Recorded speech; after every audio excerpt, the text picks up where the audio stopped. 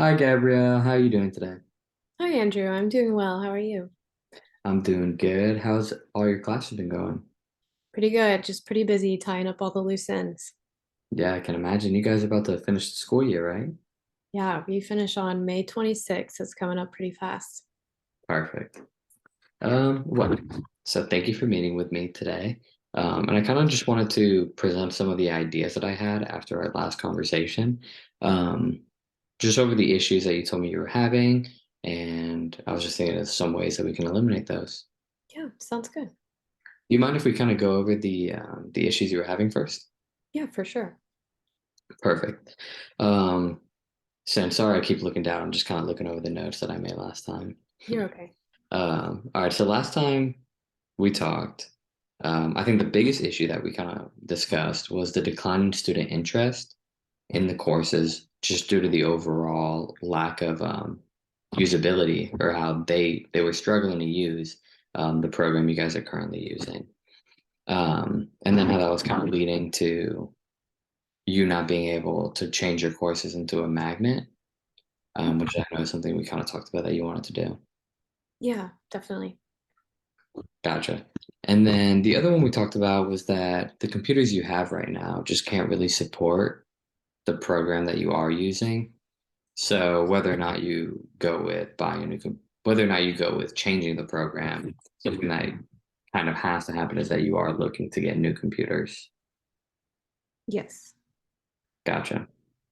And then with that, it's kind of just determining, right, whether or not you are looking to like make the investment in Apple with like iMac, or if you're kind of looking towards another, other computer brands like Dell or HP, and just kind of weighing that right now, right? I am. Yeah, I've just been trying to, figure out the best option for us. Gotcha. Perfect. So, kind of just starting with the software you're using now, if we could just talk a little bit about that. It's Ableton Live, right? It is, yes. Gotcha. And so, obviously, a great product, really great for I would say more for like the professional users because it's just really not that user friendly. And I think you're kind of experiencing that, right? Yeah, definitely. I know. And it's especially hard with students who are coming into this having no experience before, because also we as the instructors also weren't too familiar with it either. So it's just like a learning process for everyone. Yeah, for sure. And so, like, as I was just kind of rethinking our conversation, thinking about everything we talked about, it kind of reminded me of a friend I had in high school who he was really into making his own music. And I mean, he would write and compose and do all that stuff himself. And he had written like this entire album and was like, okay, I put in all this work. I really want to get everything set in stone. I want to record it, I want to distribute it, and everything like that. That's kind of his dream in life, right? And so, as he was kind of looking for what programs he should use, he saw that Ableton Live was like for real professional musicians, right? And despite us being in high school, he was like, I'm going to be a real professional musician. And so he had bought it for a year. And I mean, for that entire year, this guy had probably watched every single YouTube tutorial possible and he could just not figure it out for the life of him. And so, just coincidentally, we were about to graduate, and his mom had got him like a MacBook Pro for he was going off to college and he needed a laptop. And so he was like, okay, and he was really excited about it. And he found that it had like GarageBand. And so he went on it, and I mean, within a couple weeks, this dude had recorded all of his songs. He had started to distribute them on like YouTube, and I think he even ended up putting it on like Apple Music and things like that. Um, and to make a long story short, the reason I was thinking about that is just because I mean he was able to pick it up like that. Like we were in high school. You're dealing with high schools right now. He wasn't a professional. He didn't have a lot of experience, but he knew music, and just he was so easily able to pick up on the software. And so that was kind of one of the big things that I wanted to talk with you about today, is just how user friendly GarageBand can be.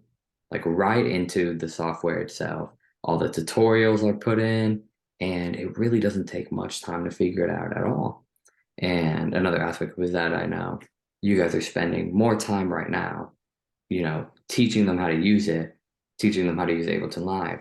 rather than being able to have them actually start recording and mixing their own music. I know it's just like a big point of struggle for you guys right now.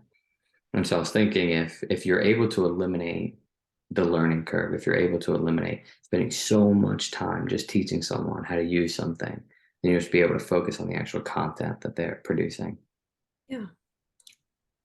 Yeah, I think that all sounds great. It would be really nice to have students to not have to spend as much time teaching them in class and really be able to give them, that dream come true in a sense of, like you said, that your friend was able to create all of his own music. I would love for our students to be able to do that. If you're okay with it, though, I do have a question for you when it comes to storage. Yeah, absolutely. So I know a couple of our students have Apple products at home.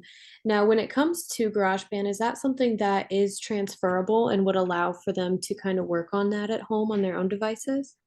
Yeah, absolutely. Are you familiar with like the cloud? So like iCloud for Apple? I am, yeah, I do have an Apple product. Perfect. So that's how everything is saved and that's how everything is transferred.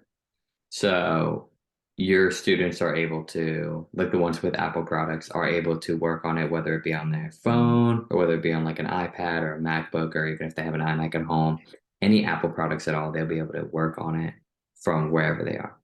Perfect. Now, your students without Apple products, they'll still be able to like download the music they're creating, or really anything they're creating, and like email it to themselves. So they'll be able to listen to it, or you know, I mean, pretty much that's about it. But they'll be able to go back and review what they're doing, even if they don't have the Apple products. Perfect. That sounds really nice. Gotcha. So then going to your second problem, which you had said that just the computers you have right now, the programs you're using right now, just need an overall update. And that, regardless of if you go with Apple, you're going to need to be spending quite a bit of money on these new computers. Yeah. And so really what I'm here trying to say is that if you're going to be spending that money anyways, you know, I want to try to save you as much money as possible. So if you go and buy, you say, okay, you know, I'm going to buy these Dell computers for 800 a piece. Okay. It's going to be cheaper than iMac. But then you're going to be spending, you know, two, 300, on the programs for every single one of those computers, Mhm. and they're going to have those annual subscription fees. And it's not just going to be a one-time payment. You're going to be paying that for however many years you continue to buy that service, right? Like Ableton Live, which we both know can be very expensive. Definitely. Um, so the beauty with Apple and the beauty with these iMacs specifically, um, is that instantly, as soon as you buy it, you're going to be able to use it, right? The program already is pre-downloaded. So as soon as you connect that iMac to power, you're going to be able to use it. There's no additional charge for GarageBand. There's no subscription fees. It's one price. You pay it once, and you have it forever. How does that sound? Amazing, honestly. Great. So really, just to touch base, just to kind of go over with everything we said, the main benefit you get from choosing Apple and from choosing iMac is that once you have them, you're not gonna have to worry about anything else, right? So, as I said, GarageBand comes instantly downloaded. You don't have to do anything to get it, and then you can use it as soon as you want to. And then there's no real learning curve that you have. Many people, especially with your students who are already so conditioned to using a much harder program, they're gonna pick it up like it's nothing. And so, that's going to be able to just allow you and your other instructors and teachers to really focus on the things you want to focus on rather than just having to teach these kids again and again how to use a program. And then on top of that, just the overall customer care and customer support that you're going to get through Apple is just unlike any other company.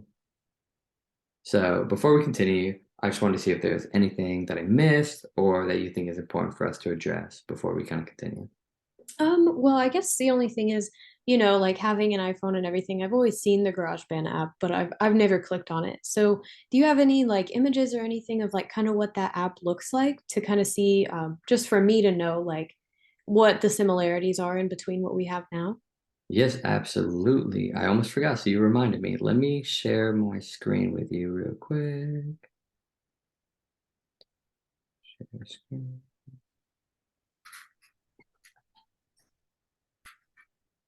And I want to apologize in advance because it won't let me go like full screen without it saying on your screen that it's just loading continuously. Oh, you're Can okay. you see this? Okay, I can, yes. perfect. So I have two screenshots here of just kind of what GarageBand looks like on specifically on like a MacBook or an iMac. Okay, And so automatically it looks a lot less overwhelming than Ableton Live. And definitely. so, a couple things I wanted to highlight on these is that so on it you have something called your library, right? So in that it's going to be all your instruments. So it's going to be like your guitars, your pianos, your drums, and with those it's basically how you're able to distort um any of the music that you're putting in. So if you're able to connect, a guitar to your iMac, you're able to kind of distort the sound with any of these to make it sound the way you prefer, even if you don't necessarily have that equipment. So instead of me looking at you, or a student saying, I really need an acoustic guitar sound, and all we have are electric guitars. You're able to go in and play that electric guitar and then distort it to sound like an acoustic. So that's kind of one of the highlights here. Obviously, they're able to do that with their voice. They're able to do it with the piano. They're really able to do it with anything they want. And then also, if you guys don't have any instruments, or if they're at home and don't have access to instruments, they're able to type in the notes that they want it to play if they are familiar with music theory. So really, with GarageBand, you don't need any instruments at all. And so, in addition to that, if they aren't as familiar with like with music theory, I mean, I know I could never figure that stuff out. On There are a whole bunch of free, and that we call them loops, and it's for anything. So as you can see right here, we have it for the drums, pianos, guitars, strings, even vocals. And you see right here, and they're typically for around 4 seconds. Um, You can make them as long as you want, and it's just going to be a constant repetition, right? Like a constant loop of a certain sound. And I mean, really, you can make an entire song without ever having to produce anything yourself, right? You're just taking the already created loops and just putting them together in the way that you want to. Oh, wow. And so I think it's a great introduction too, just to see how your students see what sounds go together, what sounds don't, and they're really able to make their own style without having to worry too much with, well, I really need drums in this song, but I don't know how to play drums. So now I need to find someone who knows how to play drums.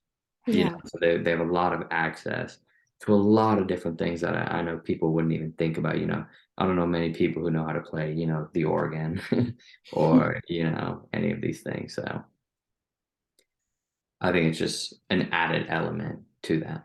Yeah, for sure. I think that would definitely come in handy for our students. And I mean, it looks very user friendly, like you said, in comparison. Definitely has a lot of perks to it. Yes. So let me just stop sharing with you real quick. Um, all right.